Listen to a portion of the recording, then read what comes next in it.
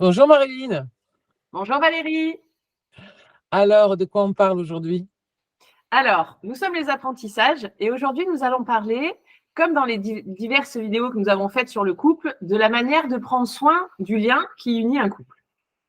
Ok, allons-y. Alors, Valérie, explique-nous un peu comment on peut entretenir ce lien. Ok, eh ben écoute, il y a toujours un petit peu des méthodes pour faciliter la vie des partenaires. En l'occurrence, là, il y a euh, un truc qui s'appelle le langage de l'amour, qui évoque quatre façons de faire, qu'on va détailler là tout de suite, et qui permettent d'avoir des piliers, quoi, comme un peu l'histoire de la cathédrale, là, tu te souviens, où on disait, voilà. C'est bien d'avoir des, Des repères. des repères, merci. D'accord. Voilà, Alors Valérie, dis-nous un petit peu comment s'appellerait le premier pilier. ok. Alors, le premier pilier, c'est les paroles réconfortantes. Ah, alors qu'est-ce qu'on raconte dans les paroles réconfortantes? À faire bien la différence, je sais que c'est important pour toi que ce soit pas un rapport parent-enfant. Les paroles réconfortantes, ce pourrait être des paroles de courage, de soutien, d'encouragement, euh, que t'en penses tout ce qui des paroles d'amour aussi, hein, des je t'aime, tout ce qui choix. D'accord. Donc, quand tu précises ce qui est important, le rôle du parent et de l'enfant, c'est vraiment cette idée de pas attendre de son binôme, on peut dire, qu'il fasse le parent. Je te prends dans mes bras, je te câline parce que tu pleures, parce que voilà, tu as un petit bobo ou un petit souci de cœur. C'est vraiment dans le lien amoureux où là, on se réconforte, on s'entraide, mais on n'est pas dans la relation parent-enfant. C'était ça que tu voulais dire. Oui, on met l'autre dans le confort. Donc ça veut dire je connais l'autre, je sais qu'est-ce que c'est qui le réconforte, et donc j'y vais puisque c'est important. Voilà. Ok. Alors, le deuxième pilier, ça pourrait être des cadeaux ou des services rendus. Oui, Alors, tu peux nous expliquer un petit peu? Dans l'idée, ça serait de ne pas se faire des cadeaux que quand c'est les fêtes dites officielles. Et voilà, tous les Saint-Valentin, on a le bouquet de roses ou bien tous les anniversaires. C'est pas cela de cadeaux dont on parle. oui, tu as raison, c'est les cadeaux plutôt hors comment tu dis, date fatidique, plutôt parce que je sais que je vais passer devant le magasin de chaussures bleues, tu as toujours voulu des chaussures bleues, et je tombe sur la chaussure bleue, je connais ta pointure, et donc du coup, j'ai envie de te D'accord. faire ce cadeau-là. Après, c'est pas forcément des cadeaux matériels, évidemment, hein, je dis pas ce que je n'ai pas dit, c'est aussi des cadeaux, des attentions. Oui, c'est avoir une pensée régulière pour l'autre, en fait. Oui, qu'il occupe les pensées suffisamment, mais tu vois, ça va dans la connaissance de soi, de l'autre, comme il y avait dans le cahier des charges. Si je te connais, je sais que tu aimes les fraises, donc je vais passer devant le magasin de fraises et je vais prendre des fraises. Tu vois? Oui. C'est cette Je te lance. idée-là d'attention à l'autre. Tu sais, on pourrait l'appeler comme ça aussi. Être attentionné. C'est ça, être attentionné. Et le service rendu, alors, ça serait quoi? Parce que Le c'est aussi un service. cadeau, mais pas un cadeau matériel. C'est plutôt quelque chose d'immatériel, du coup. Voilà, ça, je suis d'accord avec toi. Je suis vraiment d'accord avec toi. C'est vraiment euh, quelque part la même chose. C'est un cadeau aussi. Si tu me rends service, tu me fais un cadeau aussi. Donc ça, c'est aussi avoir là, les qualités, c'est l'empathie et l'attention suscitée, qui ferait que donc je me rendrai compte que tu as besoin de ce service-là, et que tu n'as pas eu le temps de me le demander, même si la demande, c'est super important. On le verra après. Cette idée que je vais te rendre ce service, tu n'as pas le temps tu voulais tondre la pelouse, tu n'as pas le temps de le faire, je vois bien, je vais le faire, ou je vais te dire, est-ce que tu veux que je te le fasse?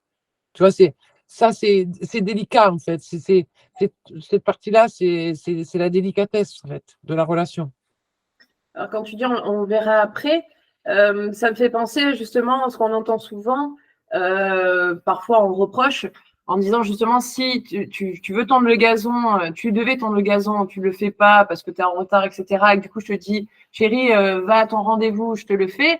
Quelque part, tu prends en charge ce que je devais faire et tu prends un peu toute la place et du coup, bah, tu fais tout. Et on entend souvent, oui, mais alors du coup, bah, moi, j'ai jamais la place. De faire ce que j'ai à faire et donc où tu m'écrases, enfin, tu vois, ce genre de choses. Donc, c'est pas évident de savoir en fait là, quand est-ce que c'est un service rendu et quand est-ce que bah, on t'avait pas demandé de le faire et toi, bah, allez, pousse-toi, vas-y, fais ton truc, je vais le faire. Tu vois? Oui, ben donc, je vais répondre du coup, parce que c'est l'histoire de la demande. C'est l'histoire de poser, si je suis attentionnée à l'autre et que je me préoccupe de ce pilier-là, là, dont on parle, alors je te dis, tu es mon partenaire, je te dis comment je peux t'aider. C'est ma phrase préférée, comment je peux t'aider. Bon, pas facile, hein. Et l'autre est capable de faire une demande claire. Ou comment je peux t'aider? Ben, en me passant la tondeuse. Tu vois? Et là, les moutons sont bien gardés. Mais ça, Après, c'est vrai que, ça pardon, nécessite une bonne communication oui, ça nécessite une bonne éducation. aussi. Lapsus révélateur. Euh, oui, c'est ça, éducation. Je le pense en plus, je le sais, éducation. Euh, alors ça, tu vois, moi, ça c'est quelque chose qui me passionne parce que bien sûr que c'est juste de trouver l'équilibre. Et pourtant, dans une équipe, ouais, peut-être des fois, il y en a un qui a plus besoin qu'on lui rende service qu'à l'autre. Il ne peut pas y avoir d'égalité là-dedans, tu vois? C'est impossible, l'égalité. C'est comme si on disait dans un match de foot qu'on devrait, de façon égalitaire, passer le ballon aux attaquants, tout ça. C'est pas vrai. Si c'est l'attaquant qui a toujours le ballon, ben c'est bon signe. Tu vois, c'est difficile de trouver. Les gens, ils cherchent l'égalité dans le Parfait. sens de se sentir. Oui, puis dans le sens de se sentir. Pas celui qui donne toujours ou celui qui reçoit toujours. C'est vrai sur le papier. Pour autant, si tu veux, il y a des fois, souvent, où je vais mériter plus d'attention moi parce que gna gna gna, ou pas, ou là, c'est toi. Et donc, de facto, bah, ce qui est juste, c'est de s'en apercevoir, de ne pas faire les comptes. Et de ne pas se voir reprocher surtout. C'est Évidemment. surtout ça, parce qu'après, c'est pas dérangeant ce que tu dis, qu'il y en a un qui sont un peu plus à même de faire ça ou ça, à un moment donné, ça s'équilibre de toute façon. Mais par contre, il ne faut pas derrière que l'un des deux partenaires fasse le reproche en disant tu me laisses pas de place, je ne sais pas comment me positionner, etc., etc. Donc là, on est vraiment dans la problématique de communication. Donc voilà, ce ne serait pas juste parce que ce ne serait pas le même débat, en fait. Tu vois? Pas le même débat, prendre sa place et tout ça, tu vois, c'est pas du tout le même débat. C'est Et c'est c'est le souvent débat mélangé, en fait. de. Ben oui, mais ça, c'est un débat existentiel qui mérite de s'asseoir à la table des négociations. Là, on parle de savoir qui, à quel moment, a besoin de quoi, en fait, hein. Donc, quoi, ça nécessite de toujours la même chose, l'empathie et l'attention. Voilà. Alors, le Après, il y a troisième. le, Ah, pardon. Après, il y a le toucher, donc tout ce qui concerne la sphère du toucher. Ça fait partie des langages de l'amour. Donc, dans le toucher, on met évidemment la câlinothérapie, la sexualité, euh, le massage, peut-être tout ce qui concerne le bien-être par le massage. Se faire un hug, Se on faire, pourrait dire. C'est un bien peu sûr, tendance ça. Et par bien rapport sûr. au massage, on parle souvent nous, on fait souvent la distinction avec le soin maternel, parce qu'on aime bien éclaircir les choses, justement. Comment on pourrait dire, quelle serait la différence entre un massage et un soin maternel? Enfin, je ne sais pas si je me suis bien fait comprendre, mais tu vois, pour vraiment qu'on ne soit pas du tout, enfin, où on est dans l'un ou on est dans l'autre. On n'est pas, tu vois, c'est pas mélangé, quoi. Ok. C'est vrai que ça te tient à cœur, ça, hein. Ben oui, parce que j'ai l'impression que c'est pas, on a tendance à un peu, tu vois, On ne prend pas énormément de temps pour mettre les choses vraiment. On n'a pas le temps toute la journée de dire ça dans une case, ça dans une autre. Tu vois, enfin, sinon, on passerait nos journées entières à s'occuper de notre couple, ce qui serait génial. Hein, mais bon, on a tous des vies assez chargées. Donc, moi, j'aime bien les côtés pratico-pratiques. Oui, alors cela dit, on y passerait toute la journée, on irait vite. Hein. Oui, alors, écoute, la différence entre un soin maternel et un soin amical, quelque part, oui, ça serait déjà une, comment tu dis, un vrai besoin. C'est-à-dire, si j'ai mal au dos parce que je suis tombée, tu vois, je voudrais dire que j'en ai un besoin. Une mère, souvent, elle fait des câlins sans même qu'il y ait un besoin réel, tu vois. Et puis souvent, en l'occurrence, quand c'est toujours du même côté, peut-être qu'au bout d'un moment, effectivement, on pourrait dire que, tu vois. Et puis, l'intention qu'on y met. Peut-être, je ne sais pas. C'est pas facile de répondre à cette question-là à la fois, tu vois. Il n'y a peut-être pas de réponse, mais peut-être juste le fait de l'évoquer et d'y penser. Oui. Déjà, c'est sans forcément trouver une réponse, mais déjà, voilà, de bien savoir l'intention qu'on met quand on fait les choses. Par exemple, tu vois, moi j'ai un exemple flagrant de ça, mais qui est un peu cavalier, c'est par rapport à la sexualité. On sait par exemple que des actes sexuels isolés, en l'occurrence la relation, lorsqu'elle on fait que ça, ce serait vrai pour le cutis aussi évidemment, mais c'est souvent plus souvent dans ce sens-là. On sait en sexologie que par exemple ça, c'est pas loin du soin maternel. Ça rappelle à la personne qui reçoit qu'on s'occupe d'elle, que d'elle. Donc en sexologie, on a tendance à le déconseiller. Merci pour cette précision. Bon, voilà. Oui, non, mais Bon, c'est parce que ça éclaire sur ce que j'évoquais. Et donc là, on a un exemple concret de justement, voilà, comment on se positionne, où on en est. Voilà. Donc, c'est chouette. Voilà. Alors, le quatrième pilier, donc on a dit pour prendre soin du lien dans le couple, donc il y a 4 piliers. Et donc, le dernier, on parle de moments de qualité. Donc, Ok. tu nous expliques un peu? Voilà, ça, c'est un gros morceau. Parce que qu'est-ce que c'est qu'un moment de qualité? Oui, c'est ça. On peut imaginer, enfin, on pourrait croire qu'un moment de qualité, c'est un moment intense, comme du genre faire un grand voyage ou faire une surprise à son partenaire. Bon, ça ne veut pas dire que ce n'est pas un moment de qualité, mais nous, ce n'est pas ce qu'on veut dire. Ce qu'on veut dire, c'est un moment de qualité, un moment plein, un moment souvent qu'on va qualifier d'intime. Oui, de communion, d'être là, présent. Voilà. Être à 100%, guillemets. Voilà. Après, c'est encore un peu plus détaillé que ça, si tu veux. L'histoire, c'est qu'il y a 3 niveaux de communication. Il y a la communication animale qu'on partage avec sa voisine, c'est-à-dire, ou malheureusement avec son conjoint, c'est pas trop bon, ça fait pas trop bon ménage avec la communion, c'est de parler, comme on appelle, de la pluie et du beau temps. Tu vas dire, ah, ben bon, il fait beau. Hein. Ça, c'est la communication animale. C'est pas vraiment la qualité recherchée. Okay. Non. Après, on a la deuxième niveau de communication, c'est la communication sociale qu'on appelle. C'est-à-dire, c'est parler de la politique, parler de l'éducation. Bon, l'éducation des gosses, ça peut être dans les deux, mais bon, ou du chat. Hein. C'est dans les deux, on va dire. Bon, je ne vais pas donner cet exemple. Ou on va dire qu'est-ce qui se passe au travail, ou qu'est-ce que. Tu vois, des événements, des événements, voilà. Voilà, tout ce qui se passe à l'extérieur, quoi. Voilà, j'ai rencontré Sandra, elle m'a dit ça. Voilà. Tu vois, voilà. Ça, c'est la communication sociale. Alors, c'est déjà un peu plus qualitatif que la communication animale. Et à la fois, on n'atteint pas encore le qualitatif des moments de qualité.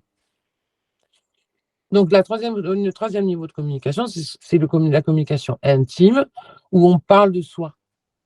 Où, par exemple, on va aussi rencontrer Sandra, mais on va dire, tiens, quand j'ai rencontré Sandra, ça m'a fait ça.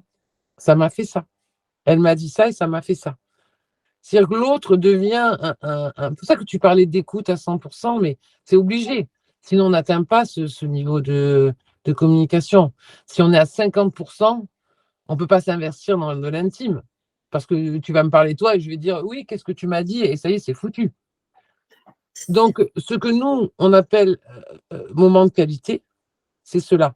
C'est qualité, pas quantité. C'est vrai, il peut ne pas y en avoir beaucoup si on n'a pas le temps, si tout ça. Et ce sont des moments où on va parler de soi. C'est ça les moments de qualité. Et c'est vrai qu'un conjoint, c'est quand même la meilleure personne, puisqu'on avait dit que c'était le meilleur ami, enfin l'ami, qui peut entendre ça. C'est Oui, ça c'est les les moments moments. de qualité. C'est typiquement les moments où on est deux et puis il y en a un des deux par exemple qui est sur le téléphone et qui te répond à côté parce que il a écouté à moitié. Voilà, ça c'est ce qu'on appelle les moments voilà qui sont pas qualitatifs. Alors que en vrai, dans la qualité, il n'y a pas de notion de durée.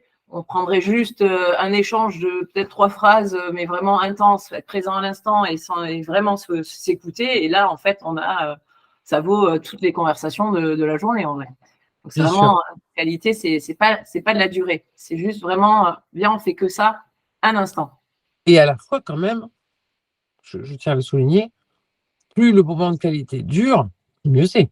Alors Si là c'est pendant 3 idéal. heures, voilà, si pendant 3 heures on parle de soi et de notre intimité, de ce qu'on ressent, de ce qu'on a ressenti quand, bref, tu as compris, eh bien, on le sait, ce sont des orgasmes émotionnels. C'est prouvé par la science que il y a les orgasmes sexuels qu'on connaît tous, mais après, il y a ce qu'on appelle les orgasmes émotionnels, intellectuels, parce qu'on partage son être et que l'autre est censé être sans jugement, dans l'accueil. C'est là qu'on est le mieux. D'ailleurs, c'est assez bizarre que les gens n'y aillent pas tout de suite, parce que c'est le meilleur moyen de se sentir bien et de fabriquer des endomorphines. Dans la communication animale, on ne fabrique pas d'endomorphines, on n'a pas le temps. Dans le niveau social, on peut plus, mais il y en a pas. Si on parle politique, société, ça ne déclenche pas autant d'endomorphines. À moins qu'on dise, dans cette société-là, je me sens comme ça. Oui, on parle de soi. Voilà, toujours de soi. De soi, vraiment à la première personne, tu vois, en disant je me sens comme ci, je me sens comme ça. Et l'autre, lorsqu'il aura pris le temps d'écouter, il dira et moi, je me sens. Voilà. C'est celui-là qui fabrique des moments de qualité, qui fabrique des endomorphines où on se sent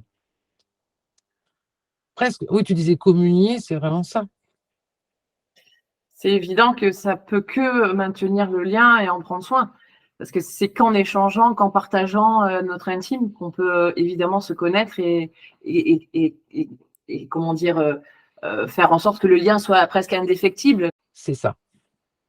Ok, alors en conclusion, on pourrait peut-être dire à la communauté d'essayer de s'amuser à faire un petit mémo, par exemple, avec on écrit ces 4 piliers-là, et puis le coller soit sur le frigo, soit sur la porte de l'entrée, ou soit sur un mur d'ardoise, on l'écrit à la main, et comme ça, en espèce de petit rappel régulier, pour voilà, chaque jour se dire ah tiens, quand même, un petit rappel de tiens, je vais faire ça aujourd'hui avec mon amoureux, mon amoureuse, ou voilà, peu importe la configuration du couple.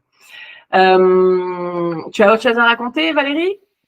Oui, je voulais te dire quand même, Marilyn, que on dit toujours oui, ça c'est pour le couple et tout ça. Tu disais qu'importe sa configuration, le couple. Et à la fois, tu ne crois pas que c'est vrai pour toutes les relations humaines, ça? Ah oui, oui, bien sûr.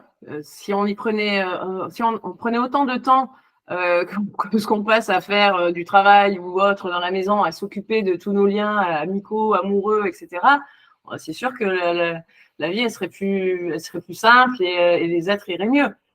Voilà. Mais bon. Donc, non, mais donc, Là, on parlait du couple, donc l'idée c'était de vraiment évoquer. Déjà, si on arrive à le faire dans le couple, c'est génial, et peut-être qu'en s'entraînant, on va continuer à le faire, tu vois, à étendre autour de nous. et à la fois, disons-le tout de suite, les couples, finalement, ça peut être un couple d'amis, un couple de travailleurs, un couple de parents-enfants. Tu vois, c'est Oui, ça fait le ça, la configuration. des locaux. Et surtout, les amis, donc on souhaite vous avoir éclairé avec notre vidéo sur comment prendre soin du lien. Et donc, n'oubliez pas de vous abonner, de partager, de commenter et surtout de bien vérifier. Merci et à bientôt. Vérifiez Au revoir, tout. Marie-Line. Au revoir, Marie-Line. À bientôt, les amis.